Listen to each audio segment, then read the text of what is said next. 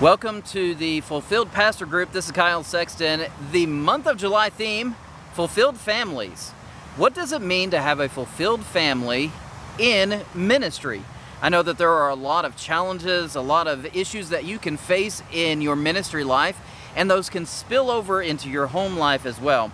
So today I want to highlight four cautions to take a look at to make sure that you have a fulfilled family while you are living out the calling that God has placed in your life. Now, don't forget, you can chime in on this by all means in the comments here on YouTube and also on the school group, where we are inviting you over to come and be a part of a community that supports one another, uplifts one another, encourages, prays with, and just generally shares the great ideas that God has given each one of us. All right, are we ready?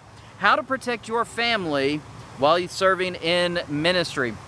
The first one is what I call the talk, don't talk. And I kind of just made that phrase up one day as I was thinking about the importance of the things that we say around our family members. Now, depending upon your family, whether we're talking about your spouse, or if we're talking about your children, or if we're talking about older children or grown children or parents, the conversations that we have change dramatically in those spaces.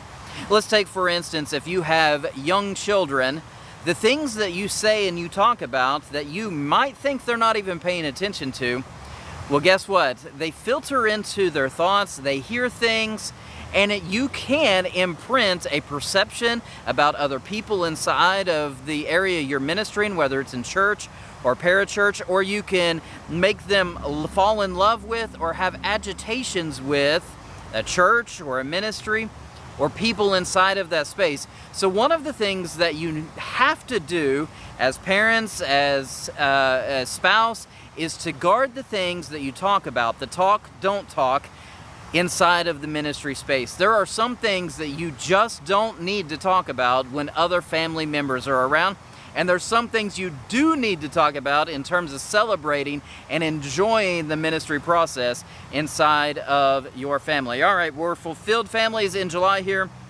And how do we protect our families?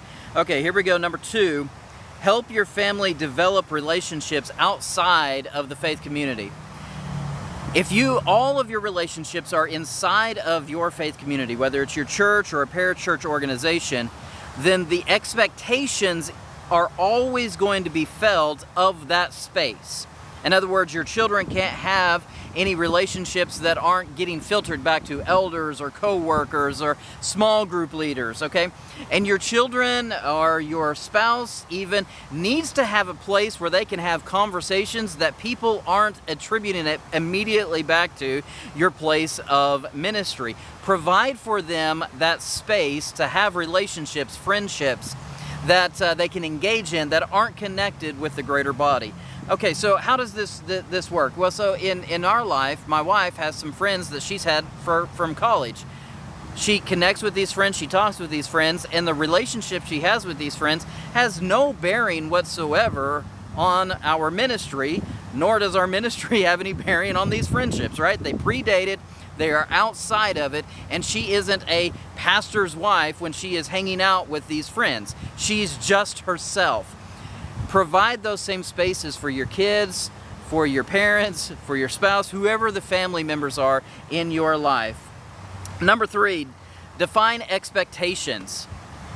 If you don't define the expectations, somebody else will define it for you and your family. If you don't set the ground rules, what's acceptable for your family interactions in your space of ministry, then somebody else is going to do that. So I encourage you to proactively set those expectations. What might that practically look like? It may mean that you need to have a meeting with the elders and say, hey, these are the expectations of my family. If you're in a parachurch ministry, you may need to sit down with your board of directors or the individuals that are helping you to lead this organization and say, hey, these are my hours. This is what's happening. This is what I expect of my family being able to come into this place. This is what I expect to said to them while they are in this place. This is what I expect in terms of leaving this place and being able to engage in family time. All of those things are guarded only by you. Nobody else is going to guard that other than you. No boss, no board is going to look at you and go, oh, we think that you need to go do this. That is up to you. So you are the one that sets the expectations. Take that challenge upon yourself, fulfill it, and your family life, well, it will be more fulfilled, more rich. All right, last one. I struggled in what to call this, so give me your thoughts, everybody out there, and tell me what you would call this, title it, but this is what I named it: clarifying the job versus the faith. In other words, for our family, one of the things that we say is, hey, look, kids, if Daddy wasn't a pastor, if we weren't serving in ministry, we would still go to church. We would still tithe. We would still contribute to our faith community. We would still help out with different projects. We would still have the same standards and expectations in terms of behavior, and we would still be learning Bible stories. We would still be memorizing Bible verses. We would still be doing all of these things. Those things are not done because I have a profession. Those things are done because I have a faith. I have a relationship with Jesus Christ. And so helping our children, and this really needs to go the opposite direction into parents as well, helping them understand that the things that we are doing are not solely based upon a profession, but they are based upon the relationship that I have with Christ, changes the dynamics of that family life relationship tremendously. My kids need to know that they are growing up to be a follower of Jesus, not solely to be a member of a faith community or a denomination or a church, right? They need to know that the things that we do in our home are not because people might be looking. They need to know we're doing that because we passionately love our Savior and are working our lives out to serve Him. Let that be the foundation and not some expectation based upon a career path or profession. All right, so there's 4 ideas that I have for you today, 4 cautions in terms of you protecting your family as you are living out the ministry that God has called you toward. We want to hear from you, though. Connect with us on School, SKOOL, the Fulfilled Pastor Group, and we would love to hear your thoughts. Share them in the sections there. You can share your general ideas, prayer requests, ideas that you have, see the videos, or right here on YouTube as well.